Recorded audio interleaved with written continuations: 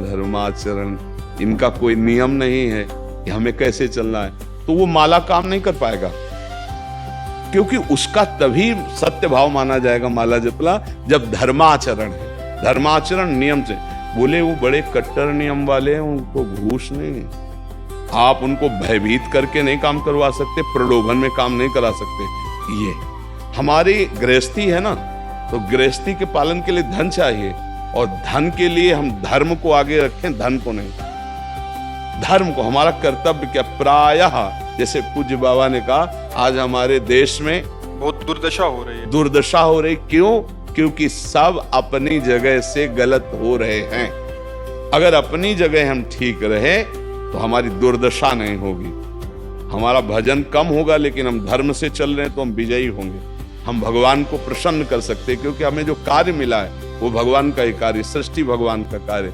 जैसे नए बच्चे कुछ वकालत पढ़ रहे थे, तो यहाँ आके प्रश्न किया था कि हम जानते हैं कि वो दोषी नहीं है, हम जानते हैं कि वो दोषी है, पर दोषी हमें पैसा दे रहा है, तो हम वकालत पढ़ी इसीलिए, हम उसको जिताएंगे, तो ये क्या कोई पाप है? तो उनका खुला पाप है। बोले नहीं, हमारी कोई ऐसा कंपनी दो, ऐसा कुछ बोले कि हमारी कंपनी को ये सिखाया जाता है, तो हमको तो ये करना ही होगा, अगर नहीं करेंगे तो हमारी वकालत का मतलब क्या रहा? तो नहीं, वकालत का मतलब अधर्मी को मुक्त करवाना नहीं है, वकालत का मतलब अधर्मी के सबूत एकत्रित करके उसको दंड दिलवाना है, और धर्मात्मा को मुक्त करवाना है। अब इसके लिए आपके पास अर्थव्यवस्था अगर कमजोर भी है, तो धर्म व्यवस्था आपकी पूरी है। धर्म व्यवस्था ठीक है तो परिवार स्वस्थ रहेगा, सुखी रहेगा, भगवान आप पर प्रसन्न रहेंगे। अच्छा, फिर हमने तर्क रखा कि जैसे आपकी बहन के साथ कोई गलत व्यवहार करे, आपको पता है, और वो आपको 10 लाख रुपया घूस दे, तो क्या आप उसका पक्ष लेंगे? नहीं, तो फिर दूसरी बहन के साथ किया। अब यहां विचार करना है ना, अपने भाई का अगर कत्ल किए हो, मुझे पता हो कि ये दोषी है, तो क्या हम पैसे से उसको मुक्त करने देंगे? लगेगा कि जान की बाजी लगा देंगे तुम्हें हम। ऐसे ही एक गरीब आदमी की किसी ने हत्या की, तो आपका पक्ष बनता है, पर यह ज्ञान कहां मिलेगा? बिना अध्यात्म के ज्ञान तो मिलेगा नहीं। ज्ञान तो इस बात का मिला कि कैसे पैसा कमाया जाए। अच्छा, वो पैसा यदि अधर्म से आया है तो आपकी दुर्दशा कर देगा, आपकी बुद्धि भ्रष्ट कर देगा।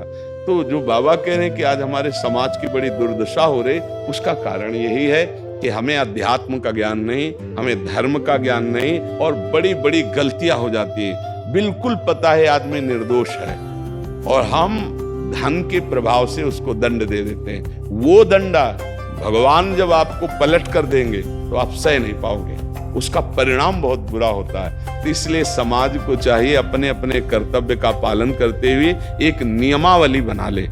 जैसे कुछ दुकानों का नियम होता है कि वहां फिक्स रेट होता है, नहीं होता?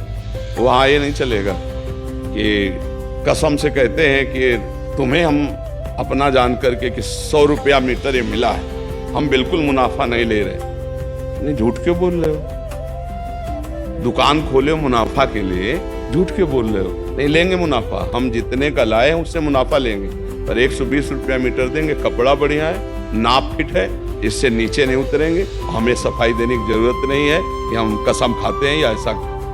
हम जानते हो ये बिजली है, दुकान है, नौकर लगे हैं, तो इसका मुनाफा लेने के लिए दुकान खोलें, कोई दान करने के लिए तो नहीं। तो सबको पता है मुनाफा लेगा, लेकिन एक फिक्स दाम, उसे 10-20 रुपया का मुनाफा लेकर के हम उसको बेच रहे हैं। लेकिन झूठ क्यों बोले?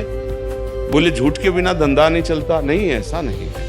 अब असत्य बोलोगे तो उससे जो आपको मुनाफा मिलेगा वो आपकी बुद्धि भ्रष्ट करेगा, और सत्य है कि मुनाफा के लिए है वही चीज, और आप एक फिक्स रेट में दे रहे हैं, बढ़िया है। अब अगर आप कोई मिलावट करके भोजन सामग्री दे रहे हैं, आपको पता है, तो जो खाने वाले के हृदय में बैठे हुए भगवान है, वो तुम्हारे जीवन में मिलावट कर देंगे, तुम्हारा जीवन महान दुखमय हो जाएगा। ये कहां समझा जाता है?